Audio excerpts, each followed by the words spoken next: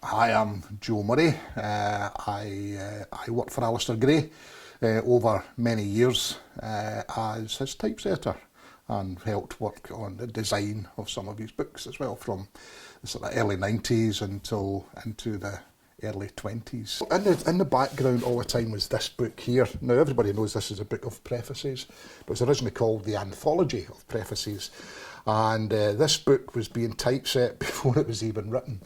So every time you'd have it sort of set out properly, it'd add so much more to it and the whole design of the book would change again. So I reckon I must have set this book, without exaggerating, about 7 or 8 times. It was quite a difficult book to work on, simply because it was changing all the time. The volume of the work on it was intense, and he had some researchers working for them, and of course things that had maybe been set that should have been finished, all of a sudden there was more information for them, so then you've been back and resetting, retyping, adding in. So the whole thing was changing all the time, you know. It could be quite difficult, but it was very time consuming. Like I said, 5 years of my life in this book. Sometimes we work for a day, and then not for weeks and weeks, and other times we'd work for weeks, you know, almost 5-6 days a week. Nothing was ever completed by Alasdair. Bloomsbury were absolutely screaming for this book, you know, and it was booked on to go in the overnight rail down to Bloomsbury in the package. The train left at 5 o'clock or something, and he decided he wanted to rewrite something about 4 o'clock.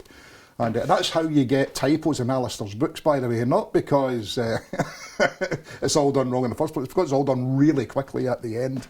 So that's how it is. So we were rushing over then at 5 o'clock, trying to get it printed out, get it set up, and get it all onto disc so we could get it off to Bloomsbury in the 5 o'clock train, you know. But nothing's ever finished with Alasdair. It's always has to be redone. In fact, was it this one? In fact, this here is a printed proof of, a bound proof of this. But this was done for Penguin. So even when he had to redo the book again, he started rewriting it again, even for a different publisher. So if you're reading the Penguin, it's different from the Bloomsbury one.